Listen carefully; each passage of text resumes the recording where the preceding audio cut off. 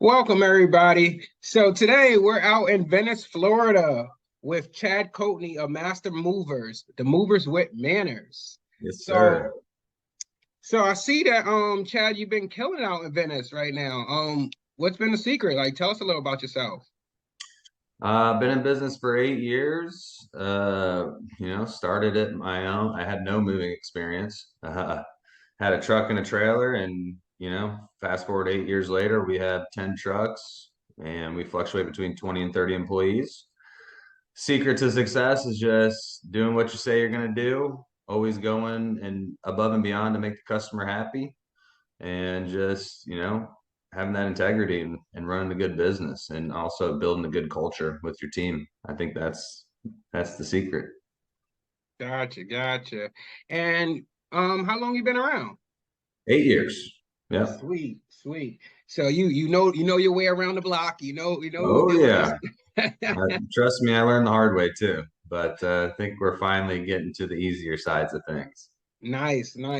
So as everyone know, this is a training live cast. So Chad wanted to surprise us with his magical process that's gonna, be able to take us to that next level. And if you don't have it in place, maybe it's something you may want to look to get in place. Chad, so what are you bringing today? Yeah, so I don't know if it's going to take you to the next level per se, but it's definitely going to save you a lot of time and money, which I guess essentially will take you to the next level eventually. But how many of us have ran into the scenario? We go do an on-site estimate for a customer, we take all the inventory, and then you get there and the whole, this whole room that wasn't supposed to go, well, it's going now. Say it's a flat rated job or even an hourly job. Back in the day, but before all this, we would just do it. And we were mostly hourly back then, but we would just do it. And then the bill would be, more than what we estimated. And we wouldn't say anything until the end of the job. And we handed the customer the bill and they'd be like, what the heck? You said it was going to be 1,200. Why is it 1,600? Well, because we had to move more than what we discussed. So we were getting a bad taste in the customer's mouth that way, and totally understandable. So now what we do is we created a form called change of initial agreement. And so when we go do an on-site estimate, we'll take all the inventory. We're very heavy in notes. Anything the customer says that he or she is going to do, we write it in the notes. And anything that's going to stay, mainly anything that is going to stay, we'll put in the notes as well. And then we take inventory of everything that's going to go. Same with if there's stairs or not or whatever. But point being is when the guys get there in the morning and they're doing the walkthrough with the customer and they are going through their inventory, say, hey, there's 10 more pieces or there's 100 more boxes than the customer said there was going to be. So now the guys go on their smart moving app. We have the change of initial agreement form on there, and we made it up. It's not something that is going to hold up in the court of law, but it makes the customer feel like, hey, these guys are right. They're on their stuff. They know, I did not tell them that this stuff was going to go, and I did surprise them on move day. So Mr. and Mrs. Customer, I'm sorry, but here's the scope of work. Here's the notes that we took. Need you to sign this form. And this is letting you know that the price is going to fluctuate from the estimate because you have added items or work. And so they're like, I totally understand. We do it right away, right in the walkthrough. I totally understand. Sign it there. And then there's no issue at bill time. So keeps customers in the loop, no surprises at the end. And hey, sometimes they're like, okay, if it's going to cost me more money, I don't want to do it. Okay, that's fine. We don't have to do it. We'll just do what we stuck to, what we estimated to do. So you give them that option. Let's let them know. And it's really helped us a lot. It's helped the guys getting blindsided on the job. A 6 or 8 hour job turned into a 10 or 12 hour job because the customer added all this stuff. And then we also get ahead of it. When they sign that form, they'll even give us a call here at the office. Hey, just to let you know, customer added this much stuff. And we had them sign the change of initial agreement, but also we may need help. So we may send another guy out there too. So that is the change of initial agreement. It saved us tons of headaches, tons of time, tons of money, tons of saved us from tons of unhappy customers. And I think it's a good tool in our tool belt that we use every day. All right. So for legal reasons, everyone, I know Chad didn't want to share this process or share how his template looks just for again legal purposes and infringement stuff. Yeah. So with that being said, I'm just going to ask a couple of questions so that pretty much people can understand kind of like how this would work a little better. So with I guess if the guys are going on a job or whatever the case is, and let's say the customer has a big home, 2-3 bedroom type home or whatever the case is, and granted you took the inventory, you did everything, the guys get there, and let's just say the inventory has a combination of 300 items or whatever the case is. How granular is your crew going to figuring out the inventory is off by 25%? I would say like 5 pieces, anything over five. If it's 5 boxes, or if it's 10, 15 boxes, whatever, it's not going to change a whole bunch.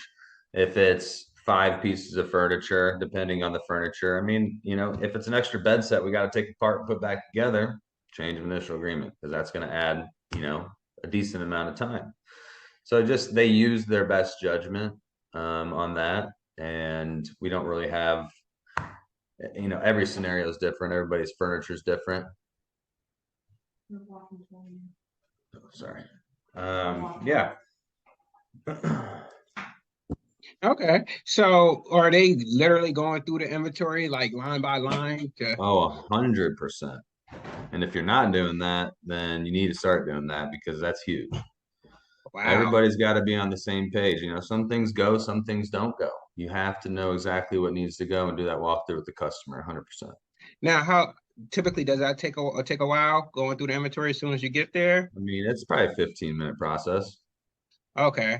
All right. Yeah, because I know that most people start the clock. If some people started from their warehouse, I know we started from when we get to the customer house. So, having a lead or someone just go down a whole inventory list and hope that everything is there and there's not too much I more. mean, yeah, it's an investment you make. A customer usually does pay for it.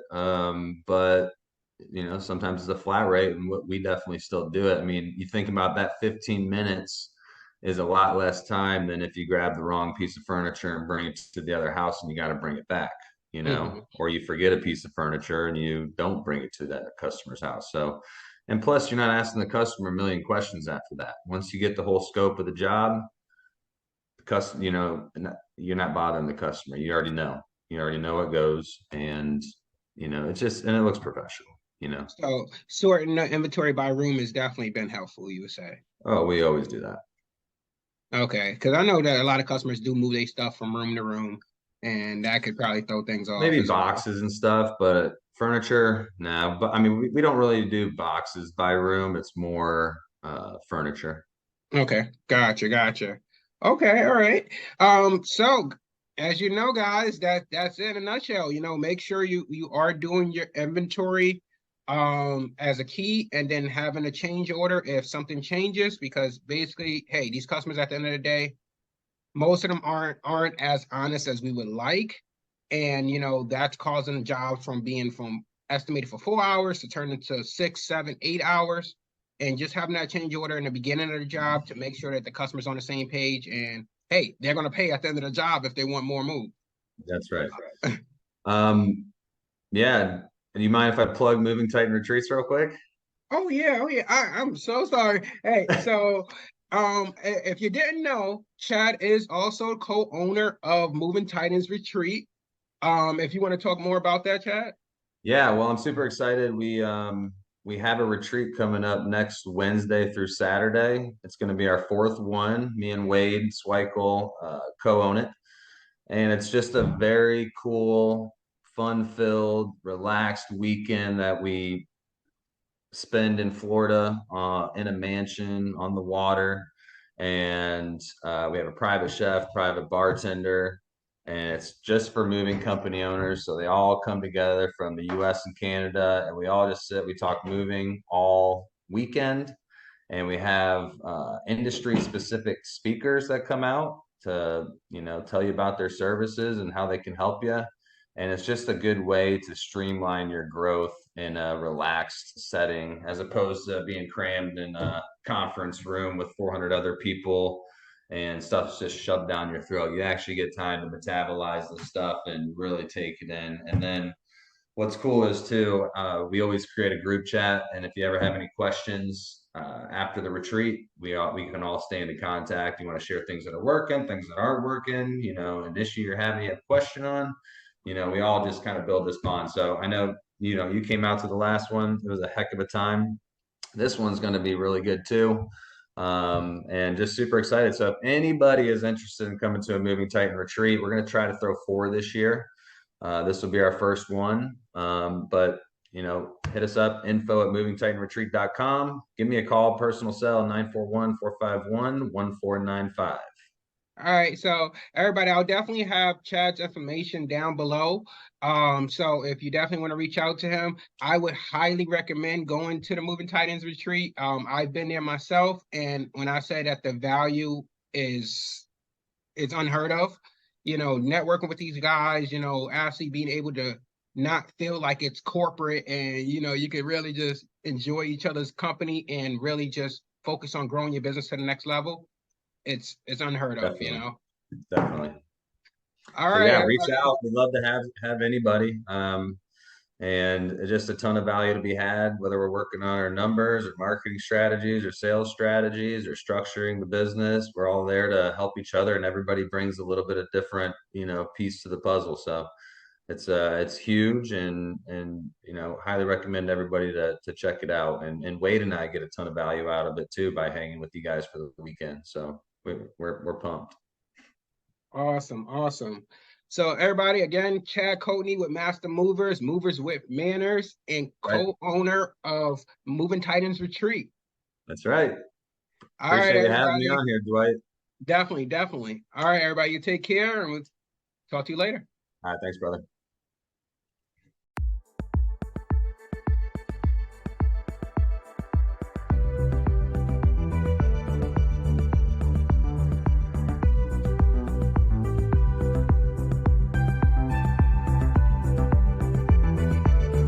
So this is my second time at what we're calling the Titans Retreat. I'm surrounded by a bunch of guys who have been where I am and are where I would like to go.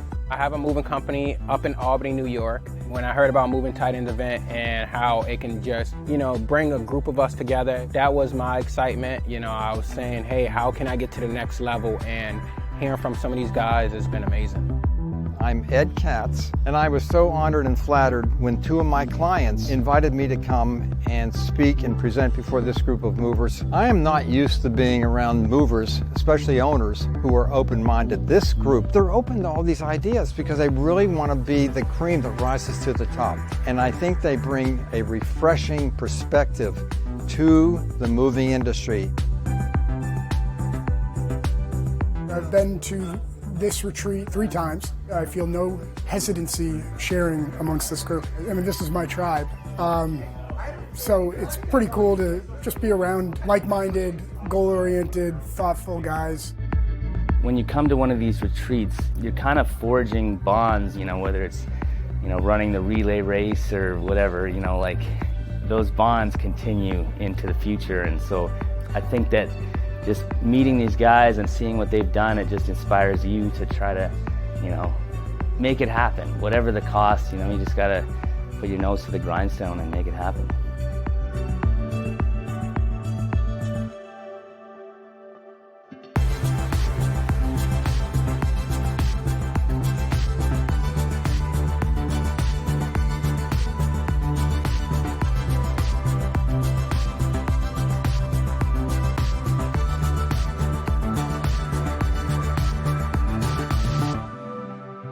all come from different areas of, the map.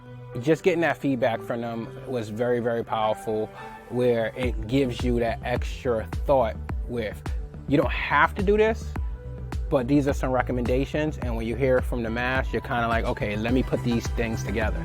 I came to the retreat last year, and man, I tell you what, I made some great connections with some of the other guys that own moving companies, and all of our struggles are so similar.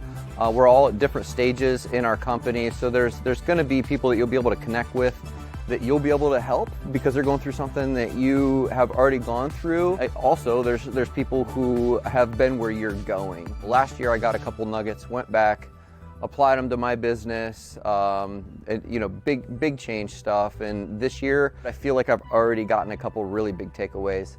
I'll be back again. This is my third retreat. I keep coming back because there's a lot of value. I've been able to grow my business tremendously from doing these events. You get what you give. If you put the effort in, you'll get the effort out. I mean, the cost is minimal. You're in the moving industry. You're already willing to take risks. So to spend, thousands of dollars to come to an event where you're going to gain knowledge that's going to allow your business to grow by millions, the risk reward, it's laughable, really. I mean, you can't compare it to anything else. You can't compare the ROI to anything else. Yeah, it just gives you the confidence too, because when you see other guys that have done it or are doing it, it just makes you believe, like, why can't I do this? I can do this. These guys are doing it. What makes me think that I can do this?